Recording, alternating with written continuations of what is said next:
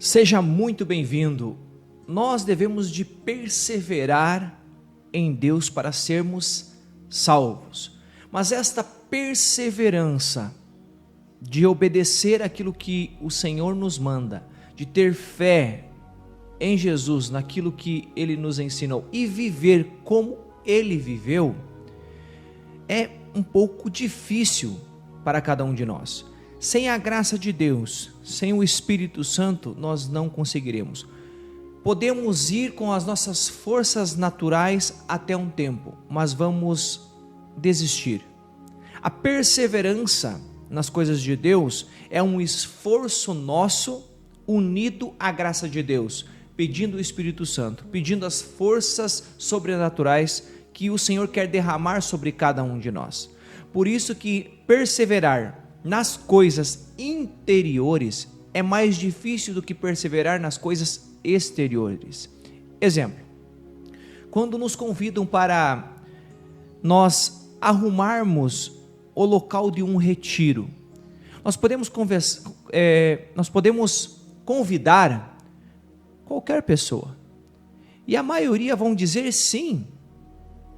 Agora, quando nós convidamos a pessoa, a perseverança de todos os dias orar o Santo Terço, todos os dias meditar a palavra de Deus, a liturgia diária, fazer uma léxio divina do texto da liturgia diária, quando nós colocamos para o irmão que todos nós devemos de fazer jejum, para que as forças do mal não vençam a nossa carne, pelo fato de nós dominarmos os nossos impulsos pelo jejum e pela oração, muitas pessoas desistem, porque não querem oração, porque não querem jejum e não querem ler a palavra de Deus.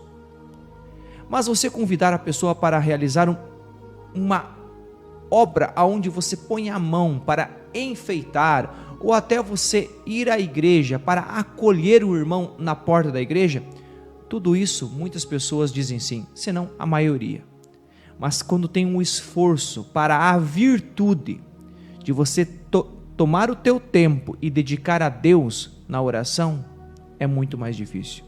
Por isso, meus irmãos, a oração e orar, que já é oração, é orar e ação. A oração, ela precisa estar acompanhada da nossa ação. Os dois precisam estar unidos. Nós precisamos entender isso. Não adianta você achar que ajudando na igreja, naquilo que é na limpeza, no arrumar a igreja, arrumar o local do retiro, isso vai fazer com que você seja salvo.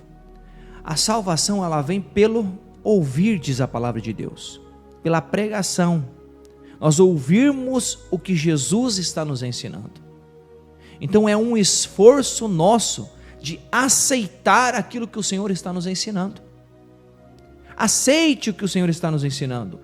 Aqui eu tenho uma passagem de São Francisco de Sales que diz assim: com efeito, mesmo que obedeçamos com relutância e quase como forçados pela obrigação de nossa condição, nossa obediência continua sendo boa em virtude de nossa primeira resolução. Mesmo que você ore sem vontade, mesmo que você faça uma leitura diária da Bíblia sem vontade, mesmo assim São Francisco de Sales fala que é uma condição boa. Agora ele continua: mas uma ação, por menor que seja, realizada com perfeita obediência, tem um valor imenso. Fazer com vontade, fazer com amor. Você já pensou você ler a Bíblia, fazer um jejum com amor? Eu vou fazer porque eu amo Jesus, porque eu amo o Senhor. Ele é o meu Senhor e eu faço isso para agradar ao meu Senhor. Então, acredito que isso que nós devemos de fazer. Mas no começo é uma relutância, eu sei que é. Rezar o Santo Terço para muitas pessoas é muito difícil, mas se você visse que de 24 horas no dia, para você rezar um terço bem rezado, 15, 20 minutos. É muito pouco, é muito fácil de rezar o Santo Terço. e meditando os mistérios ainda. Você fazer uma leitura da Bíblia todos os dias, 10, 15 minutos de manhã, pega a sua Bíblia, ora, medita em cima dela, você vai ver o quanto você vai melhorar na sua vida a sua alegria, a harmonia de onde você vive, porque você está diferente, porque Deus está mudando, moldando você. Vamos ler a palavra de Deus, o que ela vai nos dizer sobre nós estarmos na nossa casa, nos nossos parentes, nossos amigos, sendo uma pessoa de Deus. A palavra de Deus que nós vamos ler hoje é em Marcos capítulo 6, no versículo de 1 a 6, que diz assim: Depois ele partiu dali e foi para a sua pátria, seguido de seus discípulos. Quando chegou o dia de sábado, começou a ensinar na sinagoga. Muitos o ouviam e, tomados de admiração, diziam: De onde lhe vem isso? Que sabedoria é essa que lhe foi dada? E como se operam por suas mãos tão grandes milagres? Não é ele o carpinteiro, o filho de Maria, o irmão de Tiago, de José, de Judas e de Simão? Não vivem aqui entre nós também suas irmãs? E ficaram perplexos a seu respeito. Mas Jesus disse-lhes: Um profeta só é desprezado na sua pátria, entre os seus parentes na sua própria casa. Não pôde fazer ali milagre algum. Curou apenas alguns poucos enfermos, impondo-lhes as mãos. Admirava-se ele da desconfiança deles, e ensinando, percorria as aldeias circunvizinhas. Palavra da salvação, glória a vós, Senhor. Meus irmãos, aqui o Senhor está voltando para a sua terra, Nazaré. E ele ali não pôde fazer nenhum milagre pela desconfiança das pessoas que viviam lá. É um vilarejo pequenininho. E não fez milagre algum ali. As pessoas, quando é um lugar pequeno, todo mundo se conhece. Então essas pessoas conheciam Jesus.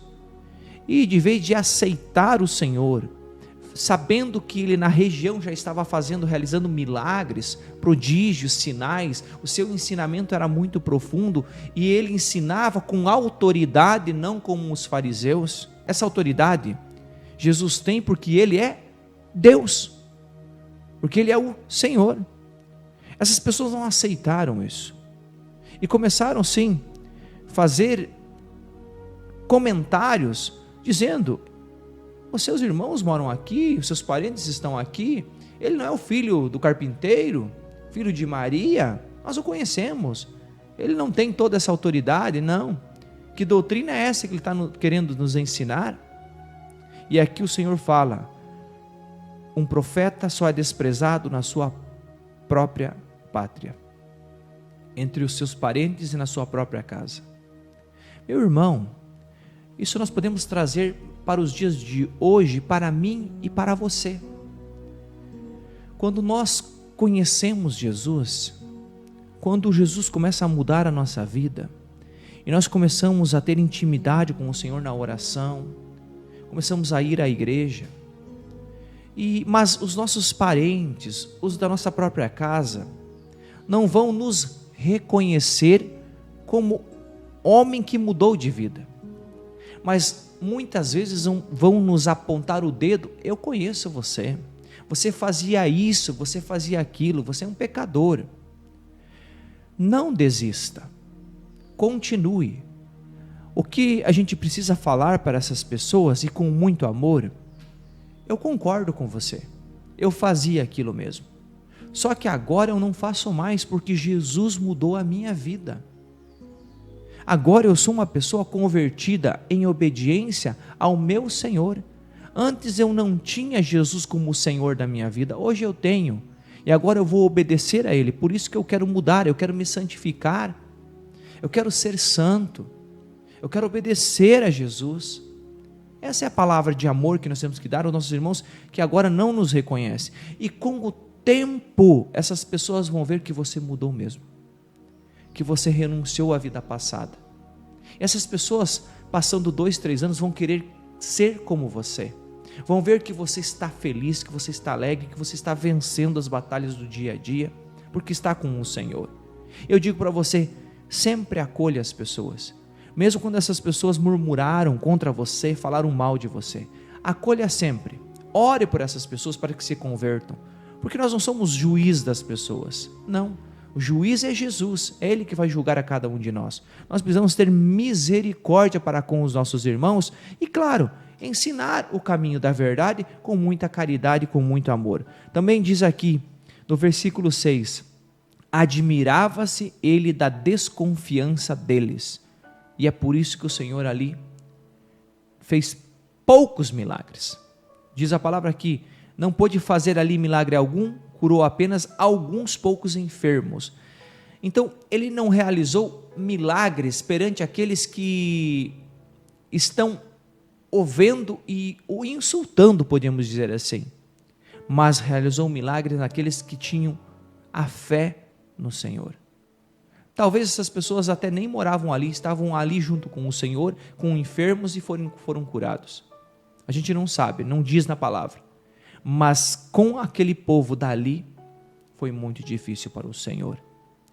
O lugar onde ele morava, onde as pessoas deveriam de amá-lo e acolher a sua palavra, houve sim uns insultos ao Senhor, palavras que não deveriam de vir de pessoas que deveriam amar aqueles que você conhece. Eu conheço, eu amo, mas agora vem uma doutrina e eles insultam o Senhor. Que cada um de nós sejamos fortes na palavra de Deus, que Deus derrame o seu Espírito Santo para nós sermos sim homens, mulheres, pessoas cheios de Deus, para não desistir da batalha. Nós cristãos não desistimos, nós carregamos a cruz e seguimos Jesus até o final da nossa vida e depois receber a coroa da glória, o galardão do Senhor Jesus. Queremos viver para sempre com o Senhor e para isso precisamos ser fiéis ao Senhor, esperando a sua segunda vinda, a vinda gloriosa do Senhor. Deus te abençoe.